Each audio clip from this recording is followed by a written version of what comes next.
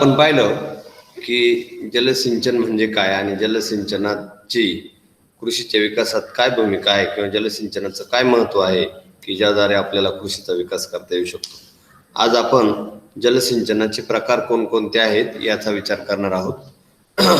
त्यामध्ये पहिला जो प्रकार आहे भूपृष्ठ जल आधारित सिंचन प्रकार. तर भूपृष्ठ जल या नावातच सर्व काही सामावलेलं आहे. जे जल भूपृष्ठावर असते, the water which lie on the surface of the earth, that is called as, त्याला मराठीमध्ये भूपृष्ठ जल असे म्हणतात किंवा त्यालाच त्याच्यानुसार त्याचे पुन्हा उपप्रकार पाडण्यात आलेले आहेत. सरफेस वॉटर, त्याला इंग्रजीमध्ये सरफेस वॉटर असं म्हणतात, SW. त्याचे उपप्रकार आहेत. पहिला आहे कालवे जलसिंचन आणि दुसरा आहे तलाव जलसिंचन. इथे आपण लिहिलेलं आहे कालवे जलसिंचन आणि तलाव जलसिंचन. कालवे जलसिंचनाचे पुन्हा दोन उपप्रकार आहेत, पूर कालवे आणि बारमाही कालवे. आता नेमकं पूर कालवे म्हणजे काय आणि बारमाही कालवे म्हणजे काय याचाही आपल्याला विचार करायचा आहे. आता कालवा म्हणजे काय प्रथमतः पाहूया. की आपल्याला माहिती आहे की स्वातंत्र्य प्राप्तीनंतर आपण अनेक ठिकाणी छोटे मोठे आणि मध्यम अशा प्रकारची धरणं बांधली आणि या धरणांमधून जे पाणी साठवलेलं पाणी आहे ते शेतापर्यंत नेण्यासाठी कालव्यांचं खोदकाम केलं आणि त्या कालव्यांच्या मार्फत किंवा एक जलवाहिका तयार केल्या. वाहून नेण्यासाठी, पाणी वाहून नेण्यासाठी जलवाहिका तयार केल्या. त्या जलवाहिका म्हणजेच कालवे होय. आणि ह्या जलवाहिकांच्या द्वारे आपल्याला मोठ्या प्रमाणात जलसिंचन करता आलं आणि त्याचे दोन प्रकार पडतात. एक आहे पूर कालवे, दुसरा आहे बारमाही कालवे. आता पूर कालवे म्हणजे काय ते बघा. ज्या ठिकाणी पावसाळ्यामध्ये अतिरिक्त पाणी होतं, उदाहरणार्थ पूर येतो अतिपावसामुळे, तर ते अतिरिक्त पाणी किंवा पुराचं पाणी बरोबर त्याला योग्य बांध घालून योग्य ठिकाणी, म्हणजे नैसर्गिक अनुकूलता पाहून त्या ठिकाणी बांध घालतात आणि त्याला थोडक्यात आपल्या बोली भाषेमध्ये बंधारा असे म्हणतात. तो बांध घालून पाणी वळवलं जातं, त्याला डायव्हर्जन दिलं जातं किंवा त्याला वळवलं जातं आणि ते वळवलेलं पाणी, अतिरिक्त पाणी शक्यतो नदीला समांतर दिशेत, की ज्या ठिकाणी सखल सपाट आणि मैदानी भाग आहे अशा ठिकाणी ते पाणी पोहोचवलं जातं आणि त्याला वितरिका तयार केल्या जातात, छोट्या छोट्या कॅनल किंवा कालवे आणि कालव्याच्या वितरिका अशा छोट्या छोट्या. आणि त्या छोट्या वितरिकांच्या द्वारे हे पाणी शेतापर्यंत पोहोचवलं जातं. आणि जेव्हा पिकाला गरज असेल, पावसाळा ऋतूमध्ये जेव्हा एखाद्या वेळेस खंड पडतो पावसामध्ये, त्यावेळेस हे अतिरिक्त असलेलं पाणी आपल्याला वापरता येऊ शकतं.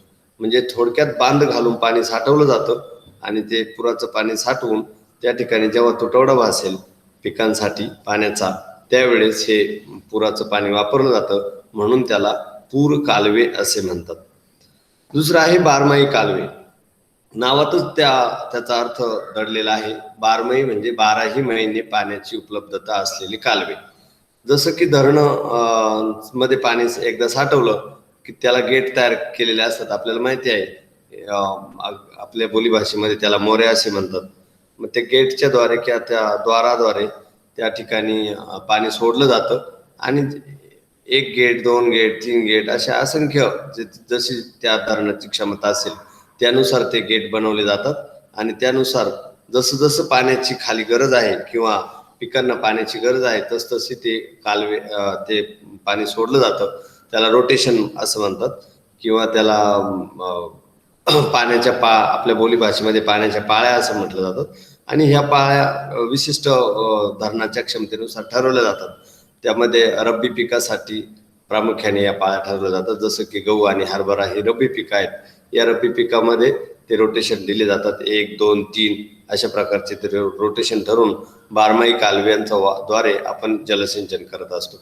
संपूर्ण भारताचा जर आपण विचार केला तर प्रामुख्याने पंजाब असेल, हरियाणा असेल, उत्तर प्रदेश असेल, या ठिकाणी मोठ्या प्रमाणात, अगदी राजस्थान असेल, या ठिकाणी मोठ्या प्रमाणात बारमाही कालवे आहेत. राजस्थानचा जर विचार केला तर इंदिरा गांधी कॅनॉल जो आहे तो अतिशय विस्तारित आणि मोठ्या स्वरूपाचा बारमाही कालवा आहे. पंजाबमध्ये झेलम असेल, चिनाब असेल, रावी असेल, बियास असेल, सतलज असेल, या अनेक 5ही नद्यांवर बहुतांश ठिकाणी कालव्यांची निर्मिती करण्यात आलेली आहे. किंवा गंगा नदीवर उत्तर भारतामध्ये उत्तर प्रदेशमध्ये जास्त प्रमाणात बारमाही कालवे तयार झालेले आढळतात. आपल्याकडे देखील नाशिक जिल्ह्यामध्ये देखील गंगापूर धरणातून उजवा आणि डावा कालवा असे कालवे आहेत. तसेच गंगापूर धरणाचं पाणी जेव्हा ओव्हरफ्लो होतं तेव्हा ते खाली नांदूर मध्यमेश्वर मध्ये पोहोचवलं जातं आणि त्याचे पुन्हा उजवा कालवा किंवा एक्सप्रेस कॅनॉल ज्याला म्हणतात असे कालवे त्या ठिकाणी तयार करण्यात आले आहेत. महाराष्ट्राचा जर आपण विचार केला तर महाराष्ट्रामध्ये गोदावरी नदी असेल, कृष्णा नदी असेल, भीमा नदी असेल, या नद्यांवर मोठ्या प्रमाणात कालव्यांद्वारे जलसिंचन केलं जातं. प्रामुख्याने नगर जिल्हा किंवा पठारावरचे जे जिल्हे आहेत या पठारावरच्या जिल्ह्यांमध्ये प्रामुख्याने जास्तीत जास्त कालव्यांची निर्मिती करण्यात आलेली आहे आणि बारमाही कसं पाणी पुरेल यासाठी त्या ठिकाणी प्रयत्न करण्यात आले आहेत. एकूण आपण एकूण भारताच्या संदर्भात जर विचार केला टक्केवारीनुसार तर पंजाबमध्ये साधारणपणे 45% इतकं जलसिंचन हे कालव्यांद्वारे केलं जातं. हरियाणामध्ये 58%, उत्तर प्रदेशमध्ये 48%, आंध्र प्रदेशमध्ये 48%, पश्चिम बंगालमध्ये 64%, कर्नाटकमध्ये 68%, राजस्थानमध्ये 37%, मध्य प्रदेशमध्ये 50%, बिहारमध्ये 40% आणि महाराष्ट्रामध्ये मात्र मर्यादा आहेत, तिथे फक्त 20% एवढंच त्या ठिकाणी जलसिंचन झालेलं आढळतं. आता ही टक्केवारी जी आहे, ही टक्केवारी तुम्हाला स्पष्ट दाखवते की नेमकं कोणत्या राज्यामध्ये किती टक्केवारीने जलसिंचन झालेलं आहे आणि कोणत्या ठिकाणी जास्त कालव्यांचं जलसिंचन विकसित झालं आहे. आता इथे महाराष्ट्राला मर्यादा काय आहे तर पहिलं कारण म्हणजे महाराष्ट्राला सपाट सकल मैदानी प्रदेश हा कमी प्रमाणात आहे. जोही भाग आहे तो पठारही आहे जास्तीत जास्त, जसं की विदर्भ आणि मराठवाडा आहे पूर्ण अंशाने पठारावरचे प्रदेश आहेत आणि जो उरलेला भाग आहे तो सह्याद्री किंवा कोकण रांगा ज्या आहेत त्या पूर्ण पर्वतीय असल्या कारणाने त्या ठिकाणी कॅनलची निर्मिती करता येऊ शकत नाही किंवा त्या ठिकाणी कोकणामध्ये शीघ्र वाहिनी नद्या आहेत किंवा त्या ठिकाणी पश्चिम वाहिनी नद्या आहेत, त्या जास्त उताराने वाहतात किंवा वेगाने वाहतात, त्यामुळे ते तिथं धरण बांधणं आणि त्यानुसार कॅनॉलद्वारे पाण्याचं पुरवठा करणं अवघड आहे. असल्या कारणाने त्या ठिकाणी जलसिंचन कालव्यांद्वारे केलेलं जलसिंचन हे कमी प्रमाणात आहे. आता ही आकडेवारी पाहिल्यानंतर आपल्याला नेमके कालव्यांचे फायदे काय आहेत आणि तोटे काय आहेत याचाही विचार करायचा आहे. तर आपण प्रथमतः फायद्यांचा विचार करूया. पहिला फायदा असा होतो की पिकांना पाणी पुरवठा जेव्हा पाहिजे तेव्हा करता येतो. म्हणजे जेव्हा पिकांना पाण्याची धरणामध्ये पाणी उपलब्ध असेल तर जेव्हा पाण्याची गरज आहे पिकांना त्यावेळेस ते पाणी सोडलं जातं आणि ते पिकांना दिलं जातं आणि त्यातून आपल्याला जास्तीत जास्त उत्पादन घेता येऊ शकतं. हा पहिला फायदा आहे. दुसरा फायदा असा की जसं पिकांना पाणी महत्वाचं आहे आणि उत्पादन वाढवणं महत्वाचं आहे तसंच आपल्याला पाणी पिणं किंवा पिण्याच्या पाण्याची गरज भागवण्याचं काम देखील त्या ठिकाणी कालव्यांच्या द्वारे केलं जातं. जसं तुम्हाला माहिती आहे की ज्यावेळेस जायकवाडी धरणामध्ये किंवा जेव्हा औरंगाबादला पिण्याचा पाण्याचा प्रश्न निर्माण होतो आणि जायकवाडी धरणामध्ये पाण्याचा जर तुटवडा असेल तर नाशिकमधली धरणं असतील किंवा नगर जिल्ह्यातील धरणं असतील या धरणांमधून मुळा, मुठा किंवा गोदावरी धरणातून मोठ्या प्रमाणात पाणी सोडलं जातं आणि औरंगाबाद सारख्या मोठ्या शहराला किंवा जिल्ह्याला पिण्याच्या पाण्याचा जो प्रश्न असतो तो प्रश्न सोडवला जातो. म्हणजे बारमाही कालव्यांचं हे वैशिष्ट्य आहे की तेव्हा पिण्याच्या पाण्याची गरज निर्माण होईल तेव्हा आवश्यकतेनुसार आपल्याला पाणी सोडता येऊ शकतं. तिसरा फायदा असा आहे की ज्या ठिकाणी हे कालवे बांधले जातात त्या ठिकाणी मोठ्या प्रमाणात आपल्याला जलवाहतूक करता येऊ शकते. म्हणजे काय की बोटीद्वारे असेल किंवा इतर छोट्या होड्यांद्वारे असेल, हे होड्यांद्वारे आपल्याला त्या ठिकाणी जलवाहतूक करता येते आणि जास्तीत जास्त प्रमाणात स्वस्त वाहतूक, कारण आपल्याला माहिती आहे की जलवाहतूक ही सर्वात स्वस्त वाहतूक आहे, ही स्वस्त वाहतूक त्या ठिकाणी करता येते. त्यानंतर कमी पर्जन्याच्या प्रदेशात आपल्याला पाणी वाहून नेता येऊ शकतं. जसं मी सांगितलं की विदर्भ आणि मराठवाडा हे पर्जन्य छायेचे प्रदेश आहेत, तिथे जास्त पर्जन्याच्या भागातून उतारानुसार त्या ठिकाणी पाणी वाहून नेता येतं आणि त्यामुळे त्या ठिकाणी तो एक फायदा होतो. त्याचबरोबर काही ठिकाणी मासेमारी केली जाते, म्हणजे जलसिंचन बरोबरच मासेमारी, जर बारमाही कालवे असतील तर त्या ठिकाणी मासेमारीचा व्यवसाय देखील त्या ठिकाणी करता येऊ शकतो. शिवाय शेती उद्योगाबरोबरच काही कंपन्यांना देखील पाणी पुरवठा करता येऊ शकतो. जसं की औरंगाबादला अनेक वायनरीज आहेत किंवा त्या ठिकाणी देशी आणि विदेशी दारूच्या कंपन्या आहेत, त्या कंपन्यांना असेल किंवा इतर जे उद्योग आहेत त्या उद्योगांना पाणी पुरवठा करण्यासाठी सुद्धा या कालव्यांद्वारे पाणी पुरवठा करता येऊ शकतो. आता जसे फायदे आहेत तसे अनेक तोटे देखील आहेत. त्या तोट्यांचाही आपल्याला विचार करायचा आहे. त्यामध्ये पहिला तोटा आहे की पहिलं त्या ठिकाणी धरणं आणि कालवे बांधण्यासाठी आपल्याला मोठ्या प्रमाणात जागा उपलब्ध असणं गरजेचं असतं. जागा नसेल किंवा अनुकूलता नसेल तर आपल्याला धरणं आणि कालवे बांधता येत नाहीत. म्हणजे पहिलं तर त्याला खूप तीव्र उताराचा भाग हा कालव्यांच्या विकासासाठी चालत नाही, कारण तीव्र उताराने पाणी वेगाने वाहून खाली जाते आणि ते ज्या ठिकाणी अडवणं गरजेचं आहे त्या ठिकाणी अडवता येऊ शकत नाही किंवा शेतीला त्याचा पुरवठा करता येऊ शकत नाही. म्हणून हा पहिली मर्यादा आहे की त्यासाठी अनुकूलता म्हणजे नैसर्गिक किंवा भौगोलिक अनुकूलता असणं हे धरणांच्या दृष्टीनं किंवा कालव्यांच्या विकासाच्या दृष्टीनं महत्वाचं आहे. दुसरा तोटा किंवा मर्यादा अशी आहे की हे सर्व बांधकाम अनुकूलता जरी असली तरी हे सर्व जे धरणांचं किंवा कालव्यांचं जे बांधकाम आहे त्या बांधकामासाठी मोठ्या प्रमाणात खर्च येतो. निव्वळ तो मूलभूत खर्च येतो असं नाही तर पुढे मेंटेनन्स सुद्धा त्याचं करावं लागतं, कारण अनेक ठिकाणी कालव्यांमध्ये वनस्पती झाडी गवत वाढत असतं, त्याचं देखभाल करावी लागते, त्याचं मेंटेनन्स करावं लागतं आणि या मेंटेनन्ससाठी सुद्धा मोठ्या प्रमाणात खर्च येत असतो. तर काही जे प्रोजेक्ट आहेत उदाहरणार्थ धरणांचे असतील किंवा कालव्यांचे असतील ते खूप कालखंडापर्यंत चालतात, म्हणजे बांधकाम चालतं त्यांचं आणि त्यामुळे त्याची कॉस्ट वाढत जाते. म्हणजे पहिल्या वर्षी काही करोडोचा प्रोजेक्ट असेल तर तो नंतर वाढून त्याची रक्कम दुप्पट होते किंवा त्याचा खर्च जो आहे तो दुप्पट होतो. आणि आपल्याला माहिती आहे की संपूर्ण महाराष्ट्रभर जे अनेक प्रकल्प राबवले गेले त्या प्रकल्पांच्या किमती कशा कशा वाढत गेल्या. धरणं असतील किंवा कालवे असतील यांच्या देखभालीवरचा खर्च किंवा त्यामध्ये अनेक भ्रष्टाचार देखील झाले आहेत. अगदी मागच्या कालखंडामध्ये अनेक नेत्यांवर त्यामुळे शिंतोडे उडवण्यात आले होते वगैरे वगैरे, ते आपल्याला माहिती आहे. आणि म्हणून हा एक तोटा आहे की जसजशी त्याची बांधकामाचा कालावधी वाढतो तसं त्या प्रोजेक्टची कॉस्ट वाढत जाते आणि त्यामुळे शेवटी तो न परवडणारा किंवा त्यातून येणारे रिटर्न्स किंवा त्याचे जे होणारे फायदे आहेत ते तुलनेने कमी होतात. हा महत्वाचा तोटा आहे. दुसरा तोटा आहे की अनेक आदिवासी लोक त्यामुळे विस्थापित होतात. बहुतांश ठिकाणी ज्या ठिकाणी धरणं बांधली जातात ती बहुतांश एकतर राखीव जागेत बांधली जातात आणि या राखीव जागांमध्ये आदिवासी लोकांचं स्थान असतं. त्या आदिवासी लोकांचं विस्थापन त्यामुळे होतं आणि पुन्हा त्यांचं रिहॅबिलिटेशन म्हणजे पुनर्वसन करणं सरकार पुढे किंवा एकूणच त्या जलसिंचन विभागासमोर मोठा प्रश्न निर्माण होतो की यांचं पुनर्वसन कोठे आणि कसं करावायचं. आणि म्हणून त्या ठिकाणी आदिवासी लोकांचं विस्थापन हा देखील मोठा तोटा आहे.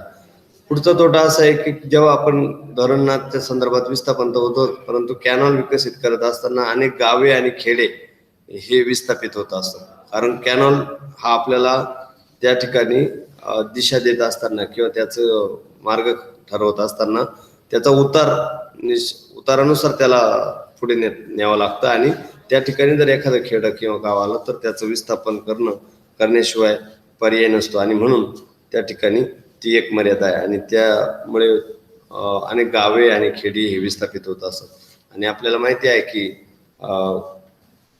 मेधा पाटकर जे आहेत त्या गुजरातमधल्या अनेक धरणांच्या संदर्भात त्या ठिकाणी विस्थापितांच्या संदर्भात अनेक दिवसांपासून लढा देत आहेत आणि अनेक विस्थापितांच्या अजूनही समस्या किंवा पुनर्वसनाची समस्या ही मिटलेली नाही आणि म्हणून ती एक मर्यादा आहे. त्यानंतर काही वेळेस जसजशी धरणं जुनी होत जातात तसतसं त्यामध्ये गाळ किंवा सिल्टेशनचा जो प्रॉब्लेम आहे, आता आपल्याला माहिती आहे महाराष्ट्रातल्या 50% धरणांमध्ये सिल्टेशनची समस्या आहे. ते गाळ उपसणं आणि पुन्हा त्याची ती पूर्वीची क्षमता निर्माण करणं ही देखील एक सरकारपुढे किंवा जलसिंचन विभागापुढे समस्या आहे. कारण आपण जी आकडेवारी धरतो की 100% धरणं भरली, परंतु प्रत्यक्ष 100% पाणी नसतं. त्याच्यामध्ये बऱ्याच प्रमाणात गाळ असतो आणि हा गाळ गृहीत न धरल्यामुळे आपला जो पाण्याचा अंदाज आहे, ज्या पाण्याची गरज आणि पाण्याची उपलब्धता याचा ताळमेळ बसत नाही आणि म्हणून त्या ठिकाणी ती एक मर्यादा येते आणि शेवटी उन्हाळ्यामध्ये मात्र पाण्याचा तुटवडा त्या ठिकाणी वाचतो.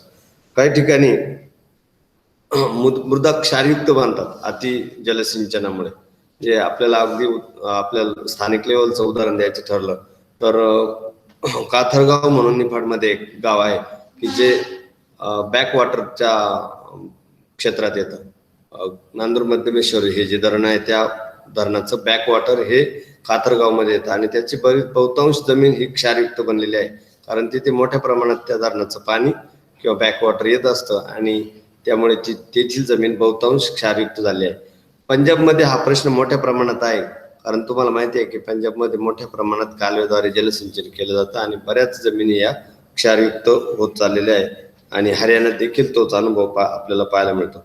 त्यानंतर मोठी जी जंगलं आहेत, नद्यांच्या काठांवरची असलेली जंगलं, ती बहुतांश नष्ट होताना दिसतात, कारण जसजसं तुम्ही धरणाची क्षमता वाढवता किंवा धरणाची उंची वाढवता तसं तो प्रदेश पाण्याखाली येतो.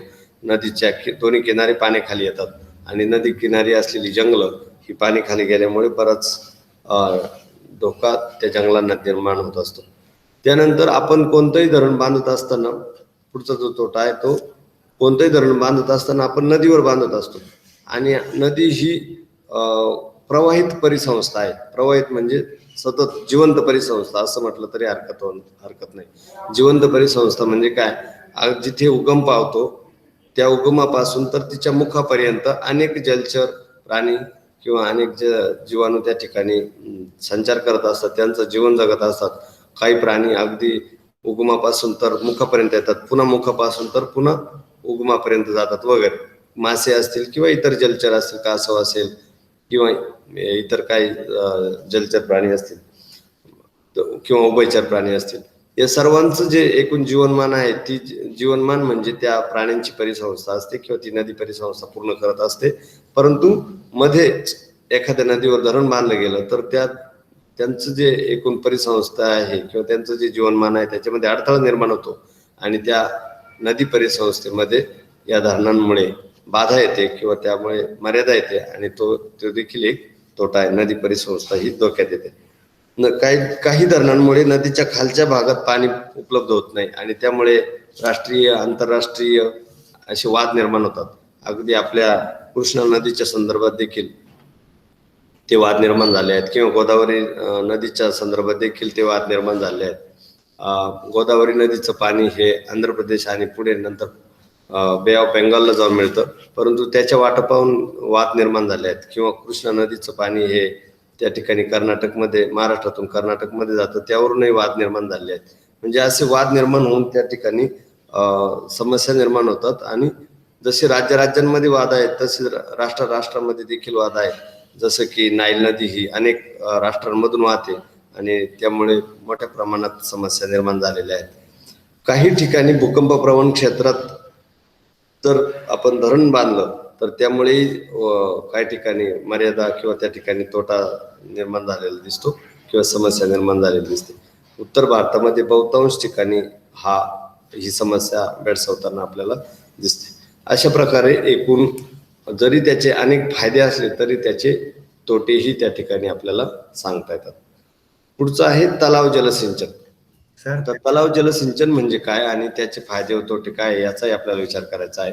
ज्या वेळेस नैसर्गिकरित्या एखादा खळगा किंवा खोलगट भाग उपलब्ध असतो उंच पर्वतीय प्रदेशामध्ये, अगदी खूप उंच नाही परंतु मध्यम पर्वतीय प्रदेशामध्ये त्या ठिकाणी एखादा नैसर्गिक खळगा किंवा खोलगट भाग उपलब्ध असेल तर त्या ठिकाणी वाहत्या प्रवाहाला अडथळा आणून बांध बांधला जातो आणि त्याद्वारे जे पाण्याचा साठा तयार केला जातो त्याला तलाव असे म्हणतात आणि या तलावांचाही उपयोग करून त्या ठिकाणी जलसिंचन करता येतं.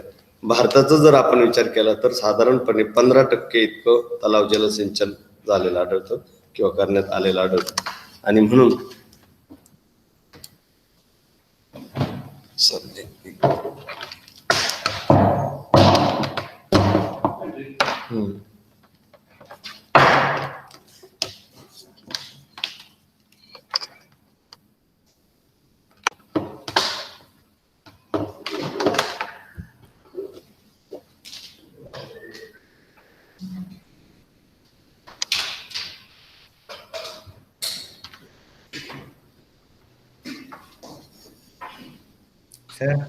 साधारणपणे 15% हा बोल. मुलं ऍड होत आहे, त्यांना ऍड होता येत नाही, म्हणजे स्लाइड ओपन आहे ना आता त्याच्यामुळे. हा, एक मिनिट. होत आहे कॅड. हम्म. 11 झाले. एकच झालं रे. हो, तेवढंच आलं होतं मला. माझे आला मेसेज आला होता, ऍड होत नाही असं. ठीक आहे, चालेल. ओके, झाले ना. हो.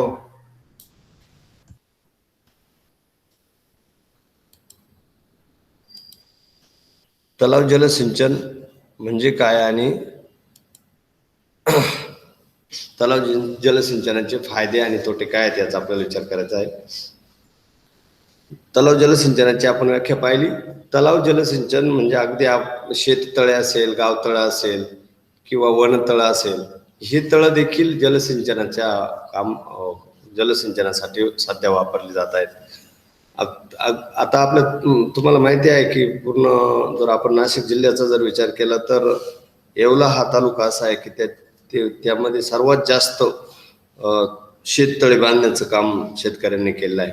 कारण येवला तालुका हा पर्जन्य छायेच्या प्रदेशामध्ये येतो, जसा सिन्नर तालुका आहे पर्जन्य छायेच्या प्रदेशामध्ये किंवा कमी पावसाच्या प्रदेशामध्ये. आणि म्हणून त्या ठिकाणी शेतकऱ्यांनी पर्याय म्हणून किंवा पाण्यावर जलसिंचनाची सोय व्हावी म्हणून किंवा पाण्याची उपलब्धता व्हावी म्हणून त्या ठिकाणी मोठ्या प्रमाणात शेततळं बांधण्याचं काम केलेलं आहे. आता याचा फायदा जर आपण फायद्यांचा विचार केला तर जसं की कालव्यांचं फक्त जेव्हा पाणी सोडलं जाईल त्याच वेळेस त्याचा वापर करता येऊ शकतो, परंतु तलावाच्या बाबतीत तसं नाही. एखाद्या शेतकऱ्याने जर शेततळं बांधलं किंवा गावाचं गावतळं असेल किंवा वनतळं असेल तर ते गावतळं किंवा वनतळं किंवा शेततळ्याचं पाणी त्या शेतकऱ्याला जेव्हा पाहिजे तेव्हा वापरता येऊ शकतं. ज्या पिकाला जशी गरज असेल तेव्हा ते पाणी वापरता येऊ शकतं. हा पहिला आणि मूलभूत फरक आहे कालवा जलसिंचनामध्ये आणि तलाव जलसिंचनामध्ये, आणि तो त्याचा फायदा आहे. दुसरं असं की कालवा जलसिंचनामध्ये खूप जास्त जागा लागते धरणासाठी, कालवासाठी. शिवाय त्याला मर्यादा येतात की एखाद्या ठिकाणी काही शेतकरी त्याला कॅनलला अडथळा आणतात किंवा त्यांची परवानगी मिळत नाही किंवा काहींची गावं असतात, काहींची घरं असतात, तर त्या पुढे कालवा नेताना अडथळे येतात. तसं तलाव जलसिंचनाच्या बाबत नाही. तलाव जलसिंचन हे अनुकूल असलेल्या ठिकाणी की जेथे फारशी जागा अडकत नाही आणि जास्त जागा त्याला गरजेची नसते. शेततळ्यासाठी तर फक्त एकूण क्षेत्राच्या 5 ते 10% क्षेत्र अडकलं जातं आणि म्हणून जागा कमी लागते. जर जागा कमी लागणार असेल तर आपोआपच पुढचा फायदा असा आहे की खर्च कमी येणार. जसं की धरण आणि इतर कालव्यांसाठी मात्र मोठ्या प्रमाणात खर्च आणि देखभाल करावी लागते. तसं तलावाच्या बाबतीत नाही. तलाव एकदा बांधला की वर्षानुवर्ष ते टिकून राहतात आणि जसा जेव्हा पाहिजे तेव्हा आपल्याला ते पाणी वापरता येऊ शकतं. आणि आता आपल्याला माहिती आहे की शेततळ्याच्या संदर्भात शासनाने मोठ्या प्रमाणात सबसिडी किंवा अनुदान देण्याचं काम सुरू केलेलं आहे. त्यामध्ये अगदी खोदकाम असेल, त्यासाठी लागणारा पेपर असेल, त्यासाठी लागणारं फेन्सिंग असेल, त्यासाठी लागणारी बांधबंदिस्ती असेल, या सगळ्या खर्चांसाठी शेतकऱ्यांना मोठ्या प्रमाणात जवळजवळ 50% पर्यंत अनुदान देण्यात येतं आणि तो फायदा तलाव जलसिंचनातून शेतकऱ्यांना होत आहे. पुढचा फायदा असा आहे की जसं कॅनलद्वारे किंवा बारमाही कालव्यांद्वारे पाणी पुरवठा करताना बराच अंशी पाणी वाया जात असतं, तसं तलाव जलसिंचनामध्ये नाही. म्हणजे पाणी वाया कसं, जर समजा कॅनॉलचं लिकेज झाला किंवा कॅनॉल फुटला किंवा पूर आला तर पुराच्या वेळेस त्या पुराच्या पाण्याने हे बारमाही कालवे फुटू शकतात आणि म्हणून तो खर्च अनावश्यक दरवर्षी किंवा जेव्हा जेव्हा पूर येईल तेव्हा तो वाढत असतो. तसं तलावाच्या बाबतीत नाही. तलाव हे मर्यादित क्षेत्रावर बांधलेले असतात, मर्यादित क्षेत्रासाठी बांधलेले असतात आणि त्यामुळे त्याचा तो एक फायदा होतो. त्या ठिकाणी पुढे त्याचा फायदा असा आहे की बहुतांश जे जिल्हे आहेत, मग अगदी भंडारा असेल, गोंदिया असेल, की जिथे तलाव जलसिंचन मोठ्या प्रमाणात आहे, तेथे जास्तीत जास्त पिकं ही जेवढं पाणी उपलब्ध आहे तेवढ्या पाण्याच्या उपलब्धतेवरच घेतली जातात. म्हणजे अनावश्यक जे पिकं आहेत, उदाहरणार्थ कॅश क्रॉप आहे, ते कॅश क्रॉप टाळून जेवढे पाण्याची उपलब्धता असेल तेवढ्या कालावधीसाठीच पिकं घेतली जातात. त्यामुळे होणारं नुकसान, शेतकऱ्याचं होणारं नुकसान हे टाळलं जातं. संपूर्ण भारताचा जर आपण विचार केला तर तामिळनाडू आणि केरळ या राज्यांमध्ये मोठ्या प्रमाणात तलाव जलसिंचन झालेलं आढळतं, कारण तिथे तशा प्रकारची नैसर्गिक आणि भौगोलिक अनुकूलता आहे. आणि म्हणून तलाव जलसिंचनाचे हे फायदे आपल्याला या ठिकाणी सांगता येतात. जसे फायदे आहेत तसे तोटे देखील आहेत. आता पहिला तोटा असा आहे की जेव्हा शेतकरी किंवा गाव किंवा त्या परिसरामध्ये एखादा तलाव बांधण्याचं काम सुरू होतं, त्यावेळेस पहिला प्रश्न येतो की जागा, की कोणत्या शेतकऱ्याने ती जागा द्यावायची. गावासाठी बांधायचं असेल तर किंवा वनामध्ये बांधायचं असेल तर कोणी त्या ठिकाणी जागा द्यायची, हा एक प्रश्न निर्माण होतो. दुसरं असं की ज्यावेळेस तलावामध्ये पाणी साठलं जातं त्यावेळेस ओपन सरफेस असतो, पूर्ण पृष्ठभाग पाण्याचा जलाचा भाग, पृष्ठभाग हा ओपन टू सनलाईट असतो आणि त्यामुळे बाष्पीभवनाचे वेग वाढतो आणि बाष्पीभवनामुळे बऱ्याच अंशी पाण्याचे बाष्पीभवन झाल्यामुळे वाया जाते. जे पाणी साठवलेलं असतं ते त्याचं लगेच बाष्पीभवन होण्यास सुरुवात होते आणि त्यामुळे तो एक तोटा आहे. काही वेळेस तिसरा तोटा असा आहे की काही वेळेस तलाव लिकेज होतात आणि लिकेज झाल्यामुळे त्या ठिकाणी ते पाणी वाया जातं आणि झालेला जो खर्च आहे तोही वाया जातो. त्यानंतर पुढचा तोटा असा आहे की काही वेळेस तलाव ओव्हरफ्लो होतात आणि ओव्हरफ्लो झाल्यामुळे काही वेळेस ते तलाव फुटू शकतात आणि फुटल्यामुळे एका रात्रीमध्ये किंवा काही तासांमध्ये संपूर्ण साठवलेलं पाणी आहे ते वाया जातं आणि शेतकऱ्यांचं पूर्ण नुकसान होतं. किंवा शेततळ्याच्या संदर्भात सुद्धा हा अनुभव अनेक शेतकऱ्यांना आलेला आहे की त्या ठिकाणी असलेला तळं ओव्हरफ्लो होतं आणि अगदी ते पाणी तर वाहून जातं, परंतु शेतकऱ्याचं पीकही वाहून जाते, मृदाही वाहून जाते आणि अति वेगवान पाण्याच्या वाहण्यामुळे मृदेची सुपीकता देखील त्या ठिकाणी कमी होते. असे तोटे देखील त्या तलाव जलसिंचनाच्या बाबतीत आपल्याला सांगता येतील. अशा प्रकारे हे जलसिंचनाचे किंवा भूपृष्ठ जल आधारित सिंचनाचे जे दोन प्रकार आहेत, कालवे जलसिंचन आणि तलाव जलसिंचन, याच्या संदर्भात आज आपण विचार केलेला आहे. तर पुढचा जो टॉपिक आहे भूगर्भ जल आधारित सिंचन प्रकार, त्याचा विचार आपण उद्या करूया. Okay, thank you very much. थांबायचं.